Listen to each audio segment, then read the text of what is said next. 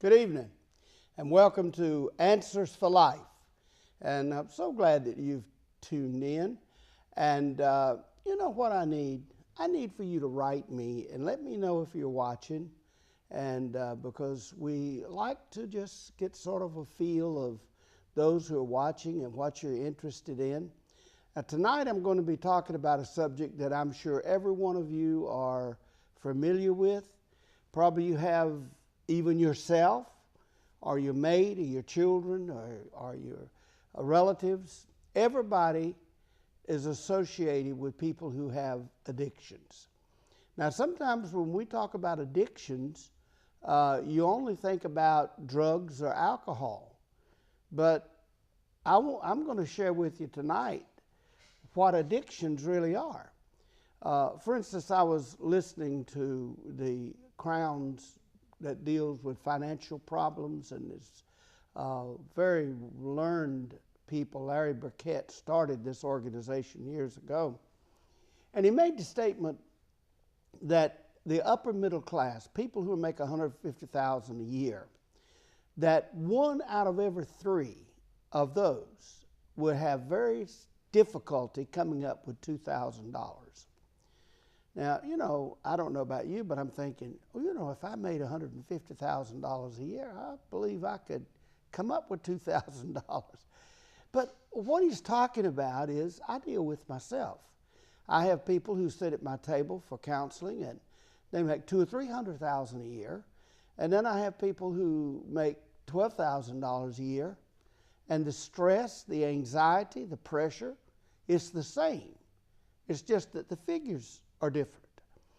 And the basic reason for all of this is not the amount or the thing, it is the way we think about it. It is the habits of our life. Now, you can use the term addiction or you can use the term habit. Really, it's the same. If you have a habit, that's an addiction. And so we're going to talk about this tonight because we need to form good addictions. We need to form good habits. So habits within themselves, addictions within themselves, is not so terrible. It's the kind of addictions that it is. Now, I want to share with you a scripture. It's found in Proverbs 23:7. Proverbs 23:7. To me, I discovered this verse. Of course, I've known it for years, but in the context of which I'm going to share with you tonight, I discovered this a couple of years ago, and it kind of revolutionized the way I thought about things. Listen to what it says. For as he thinks in his heart, so is he. Now, there's some more to that verse, but I want to use just that element of the verse. For as he thinks in his heart, so is he. Now, there's some unique examples of the Bible that I think is very learned if you look at it close. One of them is, if you took the word heart and substitute subconscious mind, it would mean perhaps a little clearer things. For instance, as a man thinketh in his subconscious mind, so is he. You say, well, how do I think in my subconscious mind? More than you perhaps would even realize. For instance, if I had to make every decision to drive my automobile, it would take me an hour to get out of the parking lot. I mean, if you got to make every decision, take key, put in slot, put left foot on brakes, you get my drift. You're going down the road. How much pressure do I need to put on the gas pedal to go 50 miles an hour? Is that car coming over? Do I move over? Is the light going to turn red? You get my drift. But yet, you can listen to the radio, carry on a conversation with someone, and shouldn't do it, but even talk on the telephone. Why? Your brain is making about 90% of the decisions to drive that car based on the way you've taught yourself how to drive. So even the way you drive a car is a habit. I'll almost assure you, the way you got up this morning, the way you've gone through your day, to a great extent, you have operated without even really thinking, because you've trained your mind to think certain ways, and you react certain ways, and you do things in a certain way. You probably got up out of the bed the same way you get up every morning. You got prepared for the day, taking your shower, dressing, all of this in perhaps the same methodical way that you do almost every day of your life, because it's habit. And we're creatures of habit. So that's the reason I say we need to develop good habits. Not all habits are bad habits, but we need to develop good habits. Now, here's how habits form. First of all, I'm going to share with you something that may shock you. I don't know how you think in terms of mathematical figures, but to me, 1 billion is stretching my mind. I can't imagine 1 billion. It's too many naughts. But did you know, even right now, as you're watching this program, as I'm talking to you, if you're sitting down, did you know that any given moment, your brain is making about 400 billion decisions? Now, don't ask me who counted them. Don't ask me how they arrived at that. I'm taking a lady by the name of Caroline Leaf, who wrote a book, Who Switched Off My Brain. A very learned lady. I like to study all that she's written. But she makes that statement that your brain at any given moment is making 400 billion decisions. Your brain has to keep the body alive. Your brain has to tell the blood how to flow. Your eyes how to develop the pictures that it sees. The brain, when you eat food, it has to notify the stomach what kind of chemicals to release to separate the calories and the minerals and the vitamins and send them to all the proper places of your body. The brain is constantly, even when you go to sleep, your brain is still working. It has to tell the body how to rejuvenate itself even while you're asleep.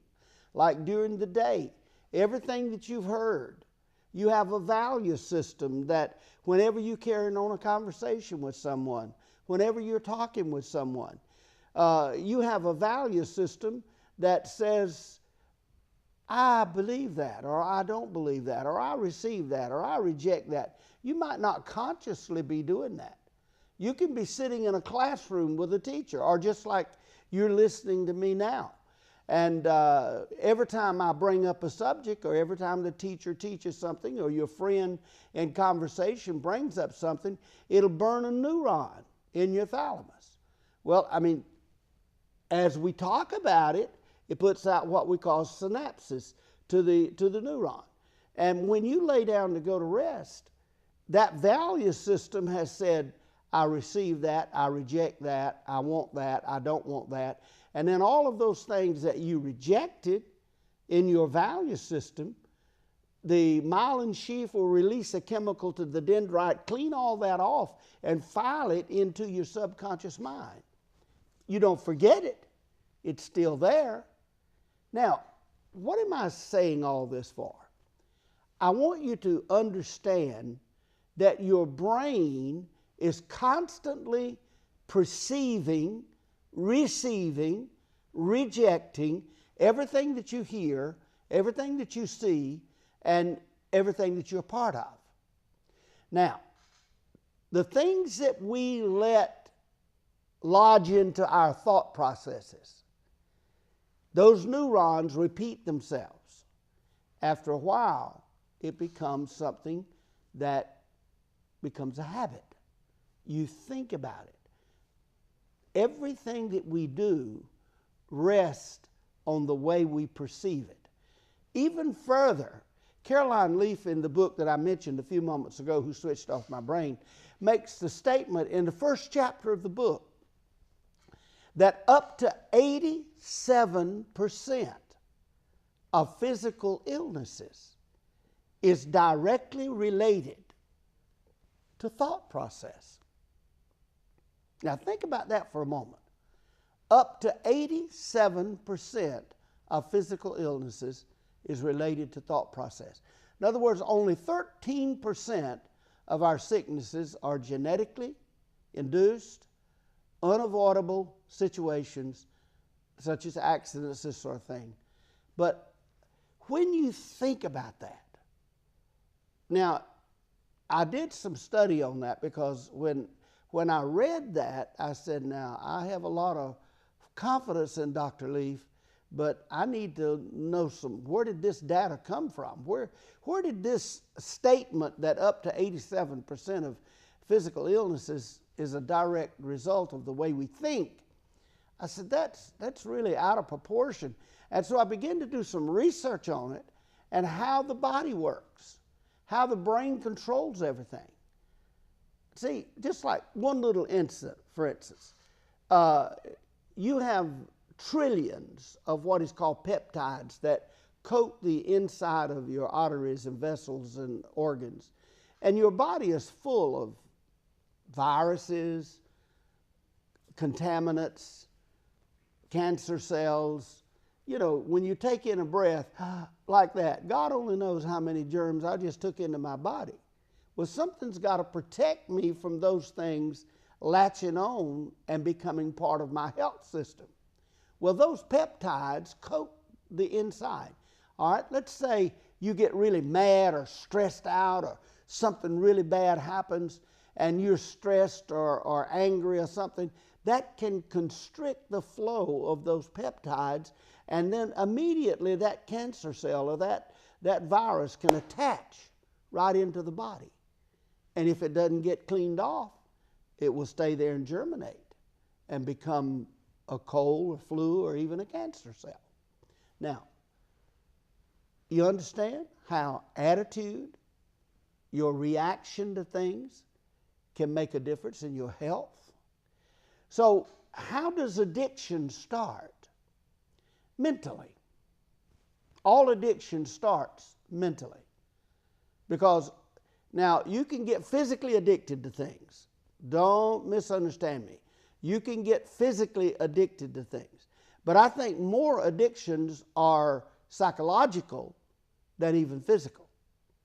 Because the body can cleanse itself and rejuvenate itself. You've got things going on in your body constantly. Even your skin changes itself every 7 years.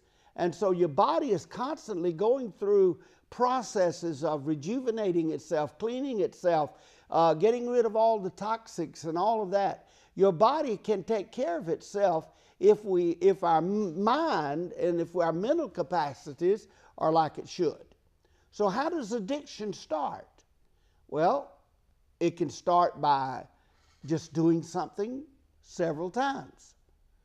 Did you know if you do something 21 consecutive days, it will become a habit with you? See, the brain settles into certain things. Devotions, having devotions with your family. If you wait until you can work it out and have time to do it, you'll never have devotions with your family. You have to set a time. You have to say, I'm going to do this. And when you do it numerous times, then it becomes a habit. A good habit, but a habit. And some things now is chemical addictions. There's some things that can chemically affect your brain and the way you think. And most people, like they look at crack cocaine and they look at meth. You know, you've read in the papers and you've seen how they create meth. You know, listen to me. If you've got an addiction to meth, just do a little study on how they make that stuff. I'm talking about average. Now, there's not always. But they make it in commodes in bathrooms, using lye and using all these. Why do you think they have explosions every once in a while in homes and apartments where they're making this stuff? It's nasty. Yet you put it in your mouth. But it's nasty. You don't think. Most people who get addicted to drugs just don't think. And would experiment with drugs. And a lot of young people say, well, I just experimented. I just wanted to smoke a joint to see how it's like. Well, why don't you play Russian roulette? Just put one bullet into the chamber of your pistol, turn the cylinder and put it to your head and pull the trigger. That's about as safe as experimenting with drugs, because they become addicted.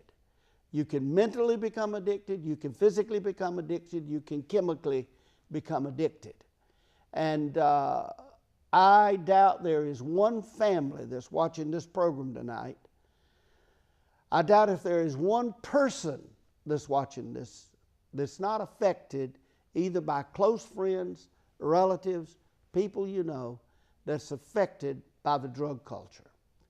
It's an epidemic in this country.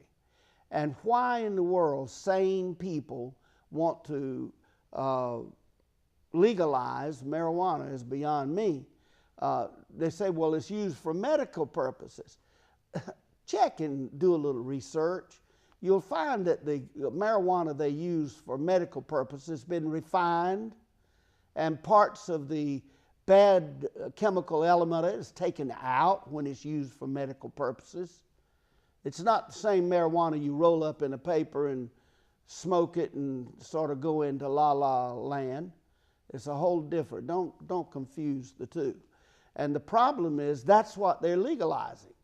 The stuff that's got the poison in it, not the stuff that's been refined for medical purposes. You say, well, Dr. Young, are you for marijuana being used for medical purposes? Well, I'm for cold medicine, and it's about 15% alcohol. So, I mean, if it's refined for medical purposes and used only for medical purposes, it's a medicine. And if you'd have to be against that, you'd have to be against all other medications that have narcotics in it and so forth.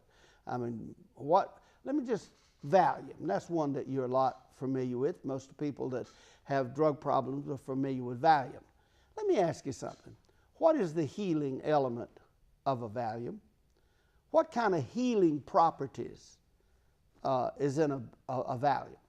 You know how much? None. There's no healing process. A Valium is just to trick the brain into thinking everything is beautiful and wonderful when it's not. In other words, it cuts off the ability for you to think right, reason right, and it changes your whole personality and thought processes. Doesn't heal a thing. Doesn't heal a thing. And all the other drugs that you're looking at like that, there's no healing process. You know, when you go to a doctor and the doctor's going to prescribe a medication, you need to ask him two questions. Number one, why do I need this medication? What is it going to do in my body? And second question is this medication addictive?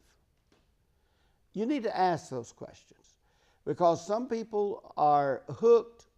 They are addicted to prescription medication, and some of you are going to get mad with me, and if you could pull me through that screen and slap my face, you probably would. But if you're hooked on prescription drugs, you're a drug addict. And you need to realize that you need to break that habit. You need to get away from that habit. Because just because a doctor writes that prescription and you take it and you get the drug, that does not make it right. It might make it legal, but it doesn't make it right. And I'm just trying to help you to realize that if a medication that doesn't have healing properties to it, you need to understand it. Now, if I'm hurting real bad, if I've got a pain in my body real bad, bring on a pain pill. There's nothing wrong with taking a pain pill to be able to relax and go to sleep. But when you take one when you don't need it, when you take one in anticipation of a pain, my friend, you got a problem. And addictions, going back to my opening statement in the program tonight, your spending habits can be an addiction. If you make enough money to live comfortably and you're constantly in financial struggle, it's because you've got a bad spending habit. You're not budgeting right. You're not dividing and spending your money as you should. Get to somebody that can help you budget. Find somebody. Addictions, I had years and years, I had an addiction problem of driving too fast on the road. I never raced on a road, but I was a fast driver.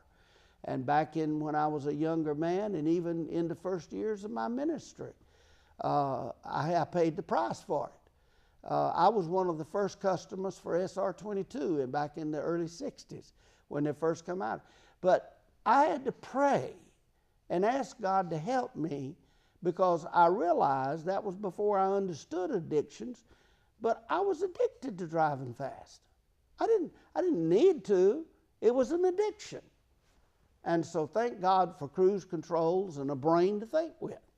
That now I haven't had a speeding ticket in probably, 25, 30 years, because I'll try to drive like I'm supposed to.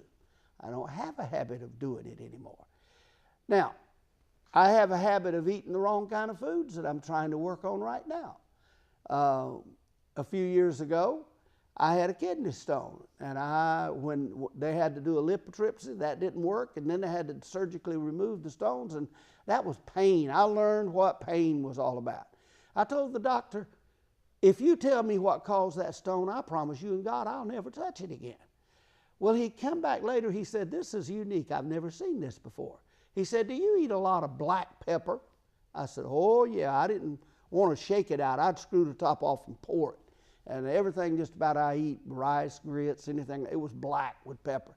He said, well, for some reason, your system didn't process that pepper, and it solidified, and that's what caused your stones.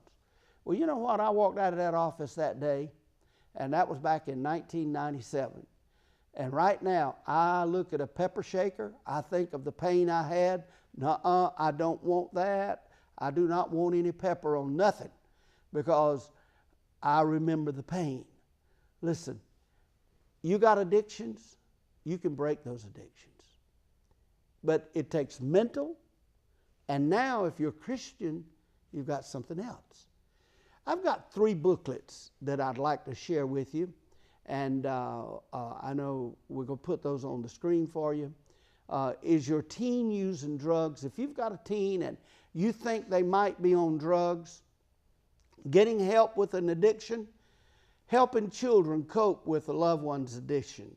In other words, you got a husband that's addicted to drugs and you're trying to let your children know this is not good. Or maybe they've got a brother or sister that's on drugs. These 3 little booklets here. Is your teen using drugs? You know, your teen could be using drugs right under your nose and you don't even know it. These are things that you can look for and kind of get familiar with it. Getting help with addictions and helping children cope with loved ones. If you'll write me this week at 337 Farmington Road, Somerville, and just send me $5 to cover the mailing for those 3 booklets, I'll send you a copy of those 3 booklets. If you just write me and say, I want the addiction booklets, and if you could just enclose, if you don't have $5, just write me anyway. I'll take care of the postage if you don't have the $5, but if you could, that'll help me in mailing maybe to some who don't have it. But I would love to send you these books. Is your teen using drugs? Getting help with addictions, and helping children cope with loved ones' addictions. We're living in a society where addictions is so rampant. Our prisons are filling up with people committing crimes while they're on drugs. That's not to count the drug dealers. And you know, I was just thinking, you might have heard about the drug bust in Colombia. 8 tons of cocaine that was on its way to the United States of America. Think how many 10-cent bags, how many times that there would have been young people, maybe even died from overdose from that 8 tons of cocaine. We need to realize the drug problem in this country is getting out of hand. And when they can buy it right on our school grounds, and when things are happening that's right here before us. You know, we used to here in the Low Country hear about things in New York City and Miami and Chicago and Washington, Philadelphia. We'd hear all those big cities having drug problems. But let me tell you something. We've got drug problem right here in Ladson, in Somerville, Charleston, Mount Pleasant, Hanahan, Goose Creek, all these places around. We've got drug problems. Murder rate is high. Most of the murders, well, I don't know, I shouldn't say because I can't prove it, but we know this, a lot of the murders, many of the murders are drug related. Many of the crimes that we see in our neighborhoods are drug related. Drugs and alcohol. You know, the fight against cigarettes, yeah, cigarettes are bad. Cigarettes are not good for you. It causes cancer. But I don't understand the big uproaring fight against cigarettes when alcohol and drugs is where our problem is. And it's where we're not really doing much to try to curtail it and try to stop it and get rid of it. Right now, I think they've even sort of made it to where the person using drugs can just sort of walk free. And the little drug dealers, they're get a slap on the wrist. They say, well, the reason for that is we're after the big dealers. We're after the large dealers. Well, the Bible says the little foxes spoil the vine. Now, I know tonight in this program, I've thrown a lot of things out there about addictions. I didn't center in on any one addiction, but you know what addictions are. You understand that. We're living in a drug culture. We're living in an addictive culture. Let's form good addictions. Let's form addictions like going to church. Let's form addictions like having devotions with our children. Let's form addictions like reading the Bible with our kids and telling them the good life. Let's form addictions loving your children, loving one another, joining together. Form good habits. Form the kind of habits that are healthy, that will bring blessings in your life. And let's pray and seek God for the wisdom to deal with the bad drug problems that we've got, addictions. Write me this week. I'll send you those books. Send $5 if you can. If you can't, I'll send them to you anyway, because I want these books to be put into your hands. If you're dealing with drugs with your children or in your family or whatever, how to deal with it. It's a problem in our society. But thank you for watching tonight. God bless you, and we'll see you next week.